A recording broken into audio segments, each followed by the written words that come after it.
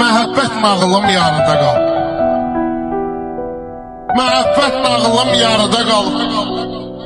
Başlamısan, bitirmirsən vəfasız. Gərək ürəyimi verməzdim sənə. Aparırsan, gətirmirsən vəfasız. Biraz da geciksən, görməzsən məni. Saata bax, yubanmırsan vəfasız.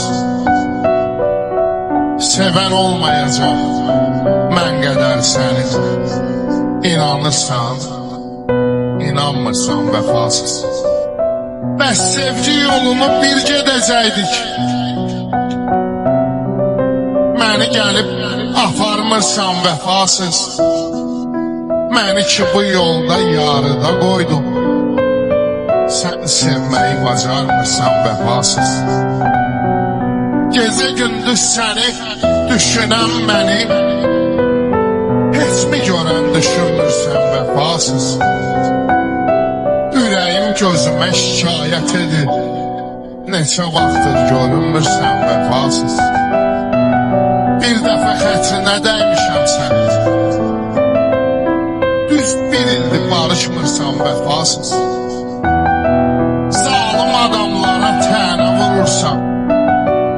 Heç özündən danışmırsan vəfasız. İstəsən gələrsən hərdən yanıma. Özün gəlib görüşmürsən vəfasız. Mən hər şeyi dəyişməyə hazıram. Sən fikrini dəyişmirsən vəfasız. Sən fikrini dəyişmirsən vəfasız.